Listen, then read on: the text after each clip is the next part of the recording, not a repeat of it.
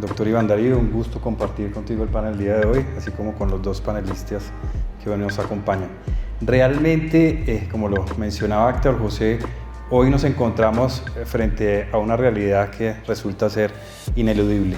Los procesos tecnológicos, las redes sociales han cambiado drásticamente los procesos electorales y la forma como deben actuar en ese contexto de cambio el modelo de justicia electoral en Colombia. ¿Por qué? Porque realmente al tener nuevos enfoques y esta nueva información que se multiplica, que se segmenta en las diferentes plataformas, pues hace que el Consejo Nacional Electoral no pueda escrutar en debida forma esa información que se multiplica y que se viraliza y que al mismo tiempo se segmenta por las redes sociales. Realmente en Colombia estamos en una especie de paradigma, porque respondiendo a tu pregunta, ¿cuál es el estado del arte que ha hecho el Consejo Nacional Electoral? Una especie de paradigma, porque estamos escudriñando, buscando información sobre cuñas radiales, temas relacionados con propaganda electoral en televisión y también al mismo tiempo en el espacio público, pero no hemos podido realmente incidir en el aspecto fundamental de las redes sociales. Y esa disparidad, esa disonancia que existe entre la realidad y lo que se regula, pues nos puede estar trayendo importantes problemas, porque realmente estamos dejando de un lado que la gente, tal vez a partir de esta información que manejan las redes sociales, pues desinformen, generen discursos de odio, generen noticias al mismo tiempo falsas. Por eso esa realidad que existe hoy en la era digital, que se multiplica la información a un menor costo y realmente con un nivel de ampliación muy significativo, pues hace que todos estos fenómenos ataquen justamente nuestra democracia. En ese contexto de evolución, digamos, comunicativa, se puede decir que vienen dos procesos electorales muy distintos. Uno de ellos, pues, el de Congreso y el otro el de Presidencia de la República. Frente al de Presidencia de la República hay un dato muy significativo. Aquí el doctor Héctor José nos daba un dato sobre lo que se invirtió en las elecciones de los Estados Unidos. Aquí ya revisamos más o menos, sin haberse inscrito los candidatos a la presidencia de la República, que eso ocurrirá a partir del 31 de enero del próximo año, ya se han gastado en la biblioteca de medios, que están los reportes de Meta, cerca de 2.5 millones de dólares nuestros candidatos. Y no hay todavía candidatos inscritos. Quiere decir que hay un adelantamiento de la campaña electoral. Esa brecha que existe entre la precampaña y la inscripción efectiva de los candidatos, pues está generando problemas. ¿Y qué podemos hacer nosotros? Cuando llegamos al Consejo Nacional Electoral en el año 2022, empezamos a hacer unas reuniones sucesivas con Meta, y ellos mencionaban que pues se amparaban en las normas comunitarias y que realmente no podíamos nosotros incidir en una regulación, sobre todo efectiva, sobre las redes sociales. Nosotros decidimos entonces, a partir de esas determinaciones, pues frente a esas respuestas que nos daban las redes sociales, digamos, era difícil entender cómo poder regularlo a partir de la instancia administrativa del Consejo Electoral. Trasladarle la competencia que sí debe tener el Congreso de la República en estas tareas, pues es también una decisión que se debe dar desde el Congreso. ¿Por qué? Porque realmente hemos ido ampliando unos espacios de decisión y de competencia del Consejo Electoral, y hay uno muy significativo, y les quiero poner de cuenta en este caso con la pregunta que hacías, doctor Iván Darío, porque sí es muy ejemplarizante. La ley 2453 de este año estableció una protección a la participación de la mujer en política.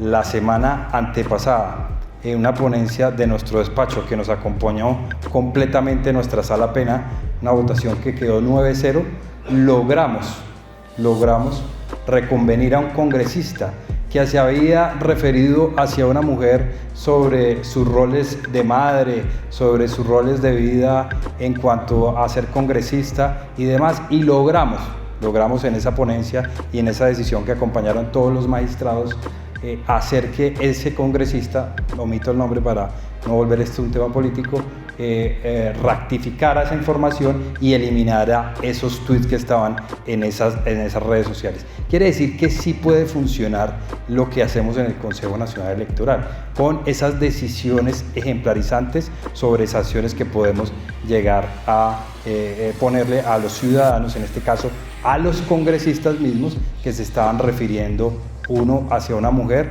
en su rol de madre y demás, que la maltrataba a ella y la hacía sentir, la agobiaba por esos tratos vejaminosos que no está, digamos, nadie llamado a representar en este caso. Y el Consejo Nacional Electoral, quiero hacer hincapié en esto, pues logró con esta sanción que este congresista pues pidiera primero las excusas respectivas y eliminara también este tipo de informaciones. Quiere decir que a partir de que si nos dan a nosotros las herramientas legales podemos actuar, pero ese, digamos, sería el estado del arte. Un Consejo Nacional Electoral que está en paradigmas del siglo XX, es decir, no podemos actuar sobre las redes sociales, en este caso específico sí, porque fue una ley sobre participación de las mujeres en política. Yo creo que tenemos un escenario de competencias relacionadas con esa ley 1475 del 2011, sobre todo en lo pertinente de la propaganda electoral. La propaganda electoral en espacios públicos se puede hacer, digamos, 3 meses antes de la elección, y en la propaganda electoral en otros medios 60 días antes de la elección.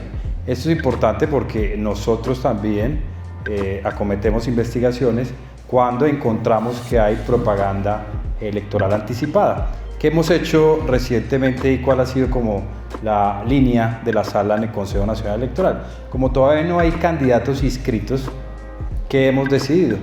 Los candidatos ya están haciendo algunos propaganda electoral. Algunos se escudan en lo de la recolección de firmas para poder adelantar esa campaña electoral. ¿Qué hemos hecho nosotros?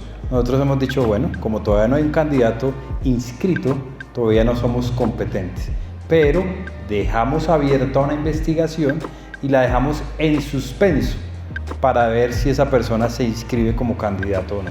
Si encontramos que la persona finalmente se inscribe como candidata, pues podemos entrar a colocar las sanciones pertinentes. Entonces, en cuanto a la propaganda electoral, esos 60 días de anterioridad a la elección se deben cumplir en lo relacionado, repito, a la propaganda electoral.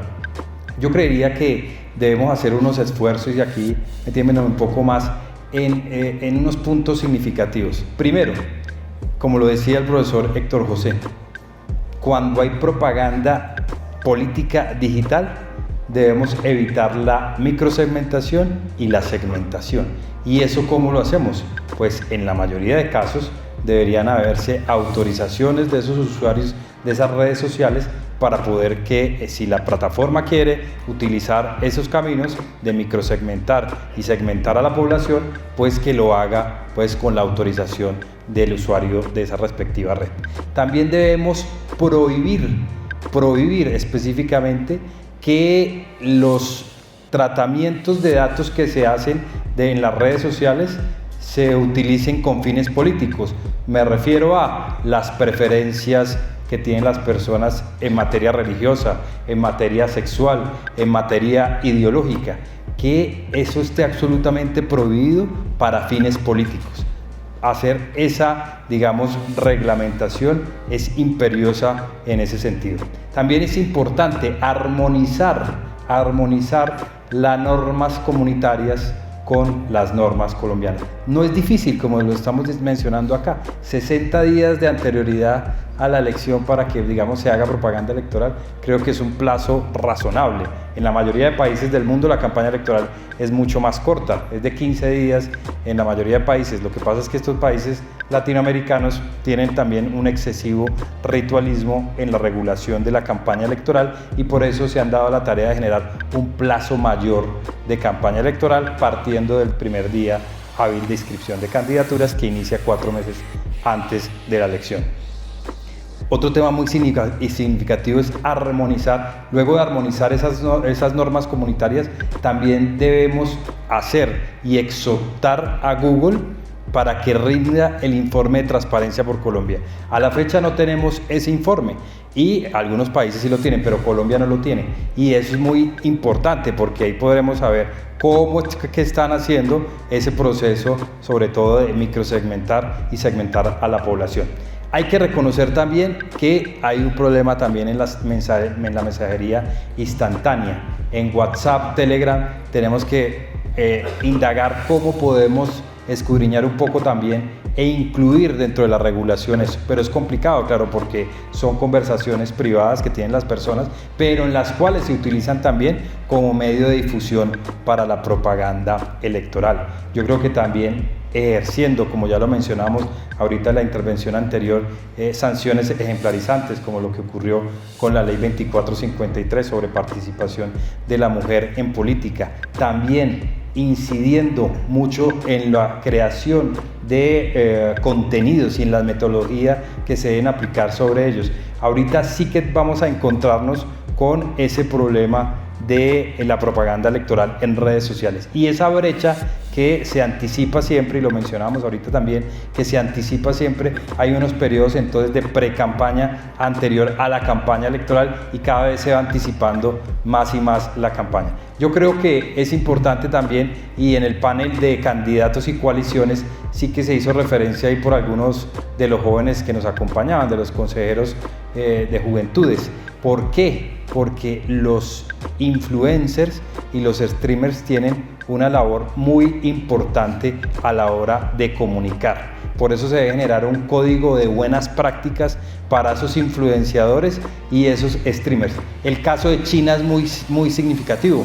¿Qué está haciendo China ahorita? Y lo hemos podido constatar. China está prohibiéndole a los influenciadores y a los streamers que divulguen información sobre la que no tienen conocimiento. Es decir, si un streamer o un de estos influencers quiere opinar sobre algún asunto respectivo, si quiere opinar sobre política o sobre derecho, debe tener un conocimiento en derecho y en política. Si quiere participar sobre un asunto sobre la medicina, debe tener formación médica.